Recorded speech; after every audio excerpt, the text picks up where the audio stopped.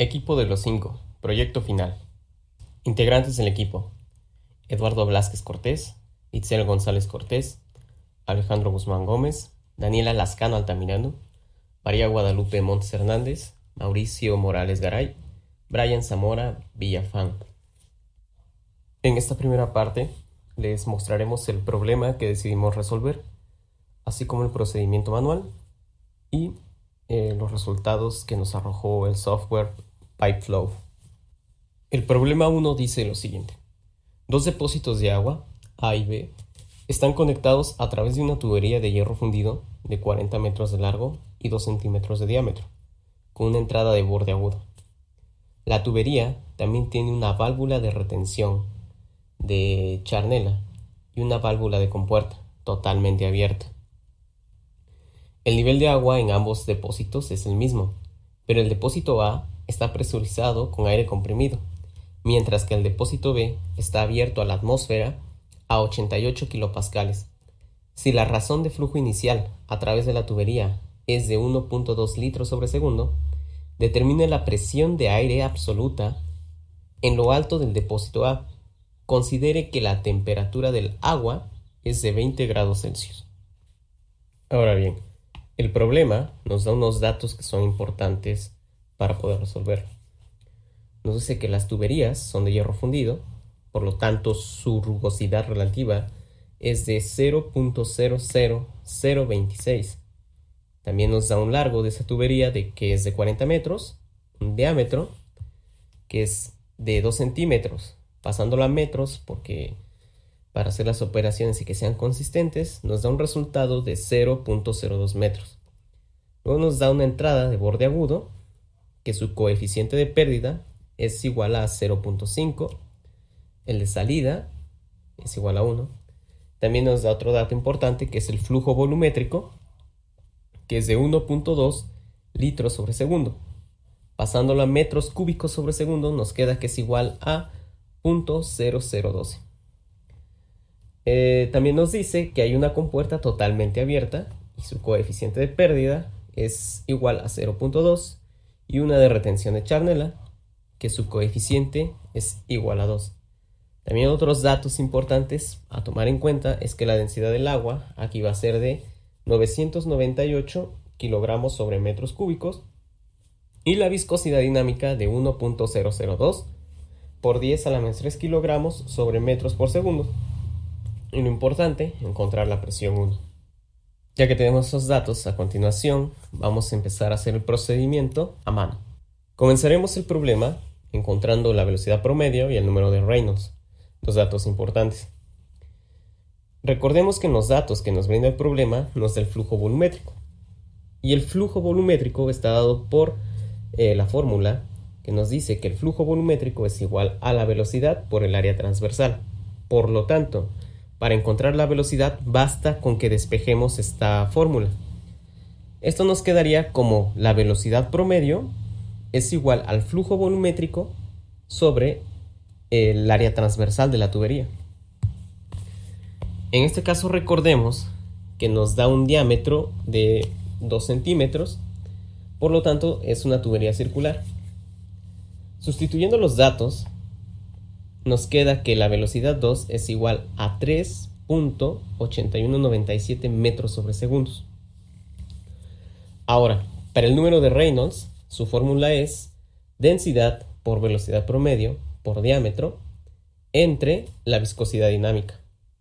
Sustituyendo estos datos, nos queda que 998 kilogramos sobre metros cúbicos, que es la densidad del agua, multiplica a 3.8197 metros sobre segundos, que es la velocidad que encontramos, por el diámetro, 0.02 metros.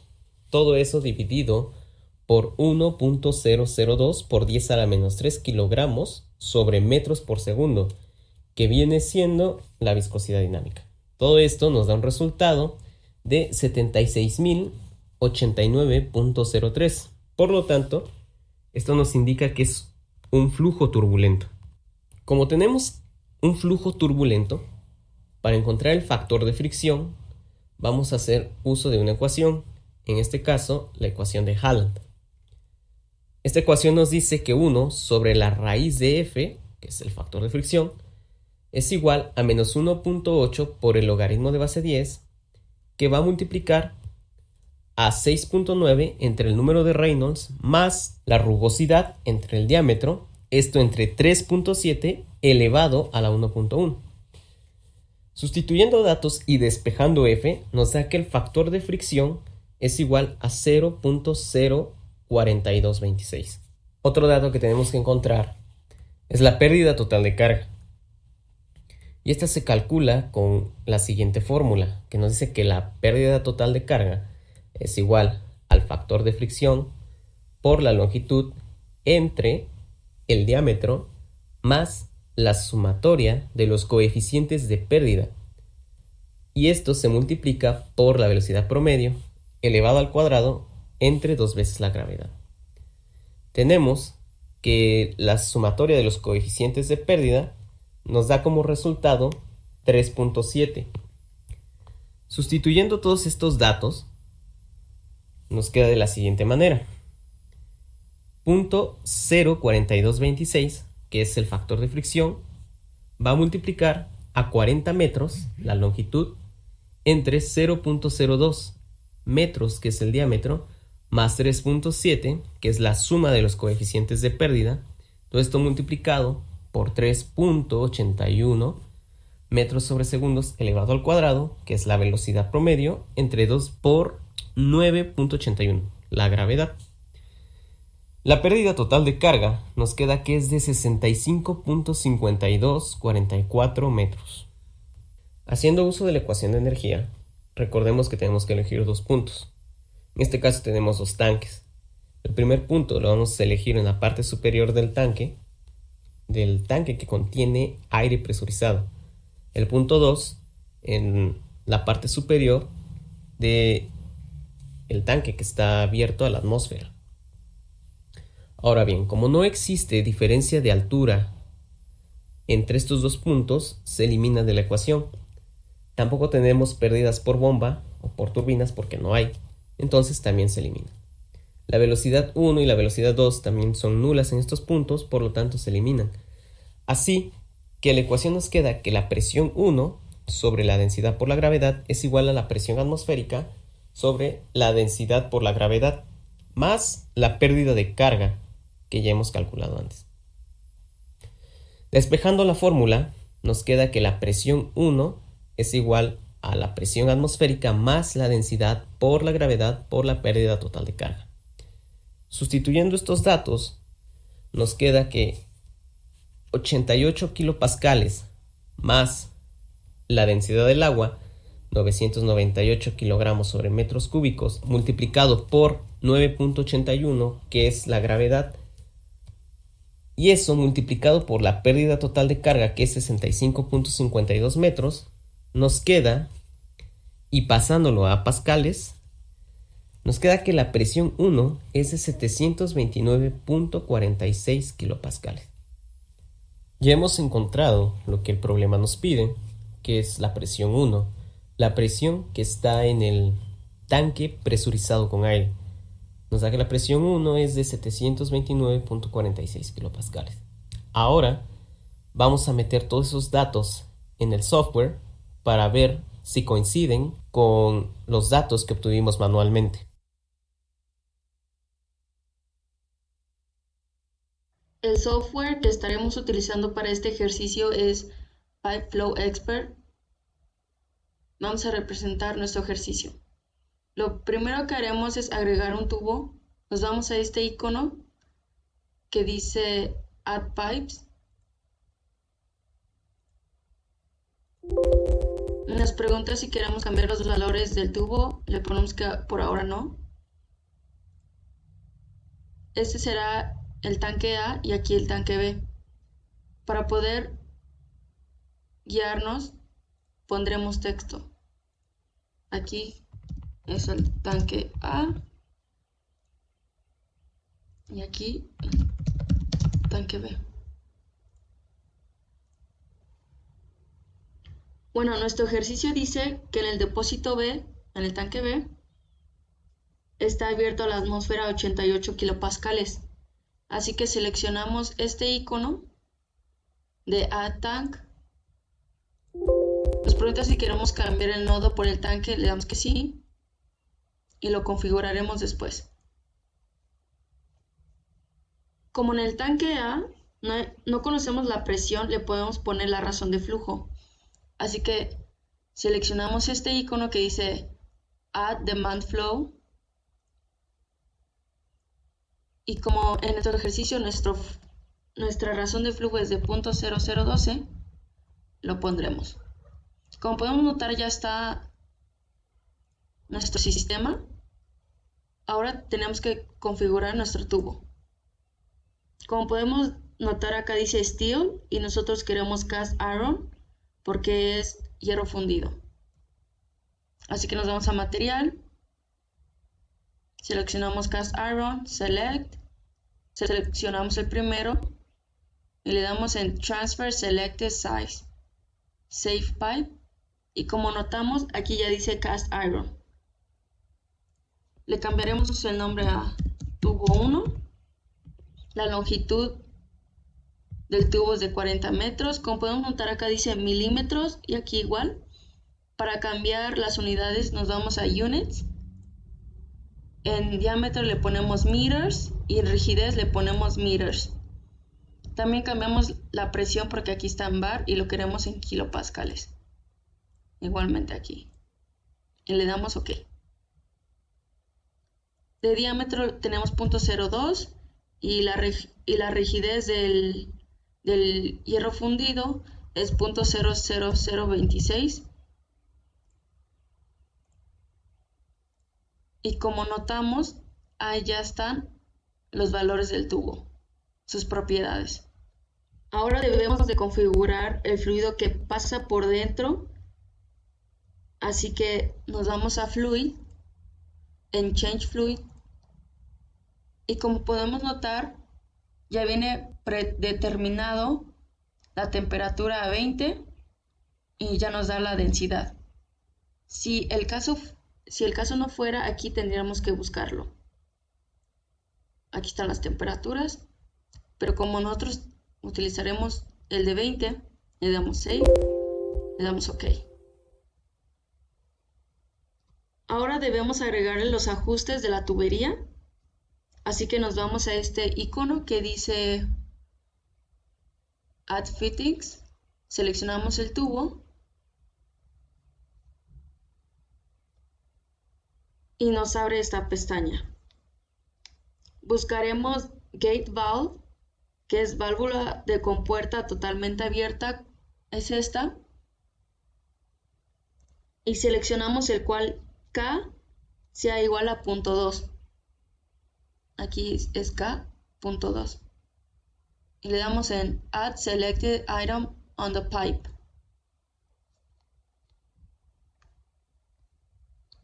Ahora buscamos el que diga Swing Check Valve, que es la válvula de retención de Charnella.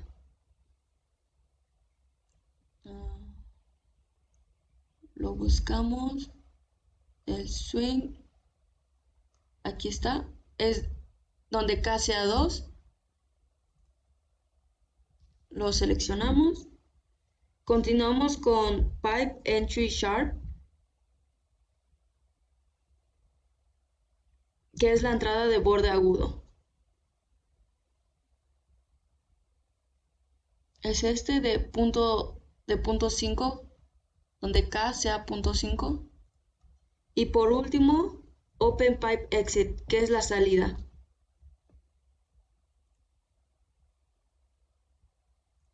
Como podemos notar, K es igual a 3.7. Ya hecho esto, le damos a Save. Y ya tiene las propiedades, como podemos notar. Ahí dice Entry Fittings K Value 3.7.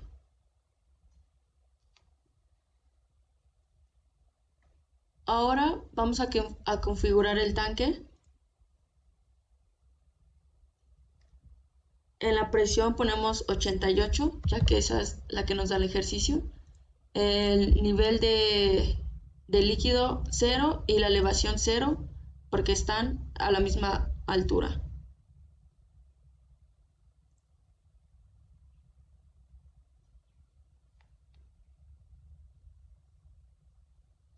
Como podemos notar, ya está cada elemento necesario para calcular la presión absoluta en el depósito, en el tanque A.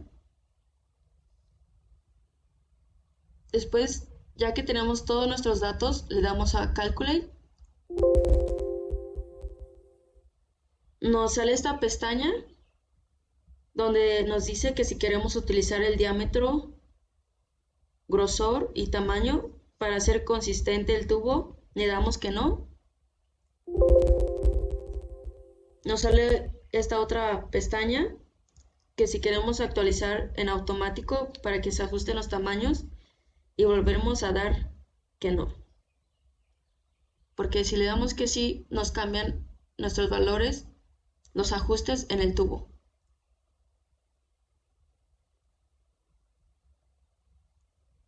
Le damos en View Result Drawings y como notamos, la presión final es de 728.136 kilopascales y en nuestro ejercicio es igual a 729 pascales. Como notamos, es poco la diferencia, es a que redondeamos valores, mientras que en el software no. Para ver todos los resultados le damos a Result Sheet. Y como podemos notar aquí, podemos ver la información. Por ejemplo, que el agua está a 20, el material es de hierro fundido, el diámetro es de 0.02, la longitud es de 40, nos da la velocidad que es 3.82,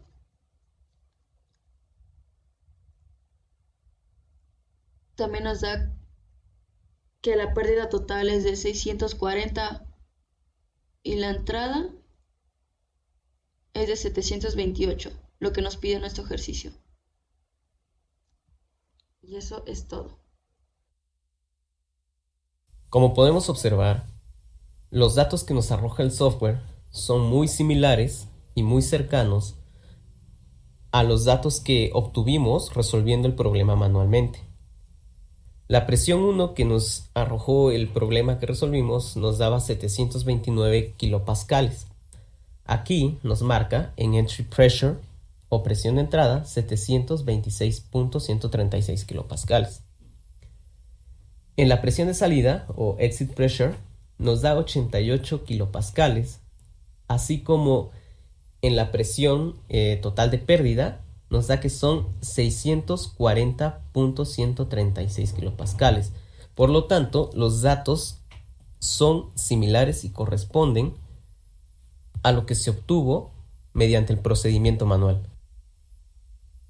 A continuación, les vamos a presentar el problema que solamente vamos a resolver con el software.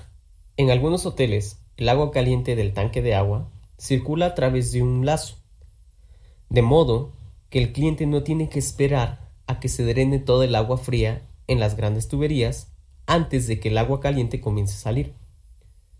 Cierto lazo de recirculación tiene tuberías de acero de 40 metros de largo, 1.2 centímetros de diámetro, con 6 codos suaves roscados de 90 grados y 2 válvulas de compuerta totalmente abiertas.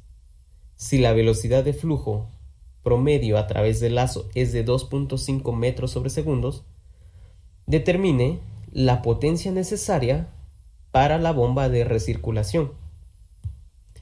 Considere que la temperatura promedio del agua es de 60 grados Celsius y la eficiencia de la bomba es de 70%. Ahora, los datos que tenemos que tomar en cuenta para resolver el problema son los siguientes. Nos dice que la tubería es de acero, por lo tanto su rugosidad va a ser de 4.5 por 10 a la menos 5. Nos da un largo de tubería de 40 metros, un diámetro de 1.2 centímetros que tenemos que pasarlo a metros, que sería de 0.012 metros. Nos da una velocidad promedio de 2.5 metros sobre segundos, nos dice que hay dos compuertas totalmente abiertas, por lo tanto, su coeficiente de pérdida es de 0.2. También nos dice que hay 6 codos roscados a 90 grados y su coeficiente de pérdida de cada uno de estos codos es de 0.9. También otros datos que nos da es la densidad del agua, 983.13 kilogramos sobre metros cúbicos, y la viscosidad dinámica, que corresponde su valor a 467 por 10 a la menos 6 kilogramos sobre metros por segundo. Y bueno, lo principal que tenemos que encontrar, la potencia de la bomba. Y ahora sí, y a continuación, explicaremos cómo fue el proceso para resolver este problema mediante el software y los resultados que nos arroja este. Procederemos a usar el programa FluidFlow, el cual nos muestra la siguiente interfaz. Procederemos a armar nuestro sistema. Primero colocaremos nuestro tanque de agua. Ya que no se nos especifica el largo, el ancho o el volumen del mismo, lo dejaremos tal cual. Simplemente cambiaremos la temperatura a 60 grados centígrados.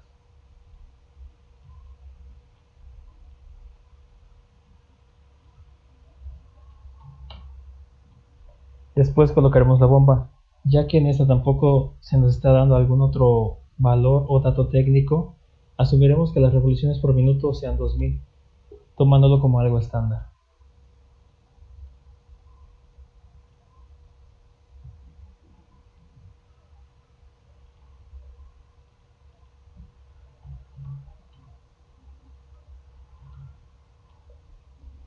Después procederemos a colocar la tubería. En el problema nos dice que la tubería es de 40 metros de largo con 1.2 centímetros de diámetro, con 6 codos suaves roscados de 90 grados y 2 válvulas de compuerta totalmente abiertas.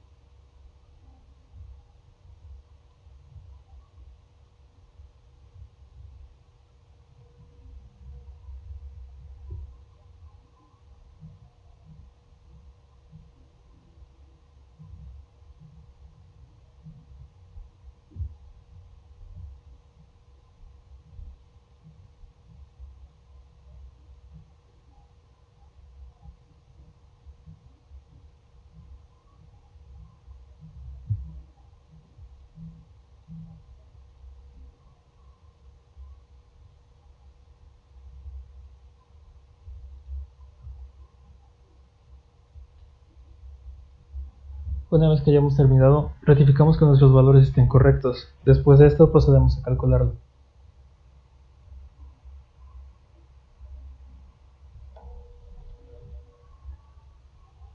Como podemos observar, la velocidad del fluido es de 2.58 metros sobre segundo y la eficiencia de la bomba es de un 73%. El problema nos pide qué potencia es necesaria para la bomba. En el resultado del libro es de 217 watts y como podemos observar en el programa es de 472 watts. Como conclusión, podríamos decir que para usar este tipo de programas necesitamos más información que la que nos está dando el problema.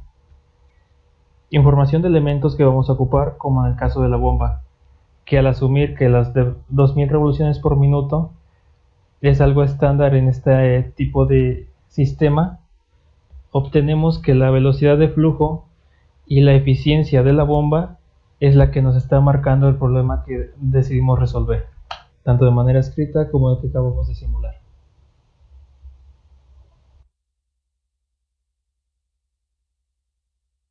A diferencia de otros programas, puede resultar un poco más práctico a la hora de hacer simulaciones referentes al comportamiento de fluidos.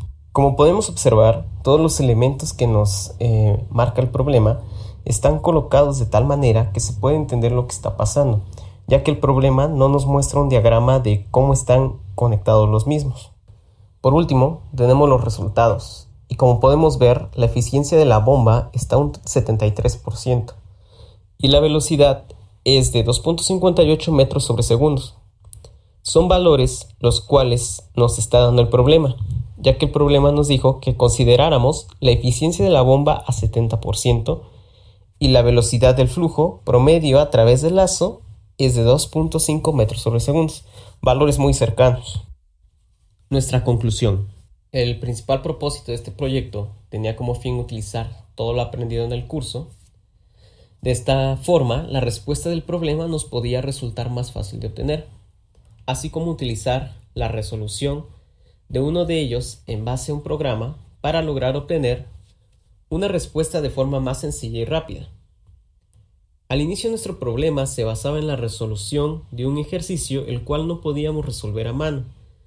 Es ahí donde entra la ayuda del software FluidFlow y PipeFlow. Nos quedamos con FluidFlow, que para las necesidades de nuestro último ejercicio es un software más fácil de entender. Estos programas adoptan un enfoque de diseño del sistema total con un software de flujo de tubería más completo y fáciles de usar. Nos ofrecen precisión de los resultados, ya que estos se prueban y se verifican rigurosamente con datos ya publicados y los sistemas operativos del mundo real de forma continua, así como su facilidad de uso. La resolución de los ejercicios a través del programa hizo darnos cuenta de que hay datos que sí y otros que no se toman en cuenta para su resolución. Después de obtener los resultados en los programas, sobre todo del segundo ejercicio, que en este caso fue el más difícil de resolver a mano y luego simularlo, ya que nos hacían falta algunos datos para poder llegar al mismo resultado a mano. Como equipo, llegamos a la conclusión de que existen problemas irreales o con datos que no coinciden con lo que pasa en la vida real. Y ya que estos programas son muy apegados a lo que pasa realmente, no nos deja introducir ciertos parámetros. Finalmente, damos por hecho que la mecánica de fluidos es una ciencia especializada en el estudio y comportamiento de los fluidos, ya sea en movimiento o en reposo. Es fundamental en campos diversos, tales como la aeronáutica, meteorología, construcciones, navales, etc. A pesar de las cosas que sucedieron en el transcurso del semestre y la manera en que no pudimos llevar a cabo las clases presenciales, creemos que nos sirvió para bien, ya que en casa pudimos investigar cada quien por nuestra cuenta y poder aportar algo de más a nuestro equipo. De esta manera pudimos ser autodidactas. Muchas gracias. Esta fue la presentación del equipo de los 5.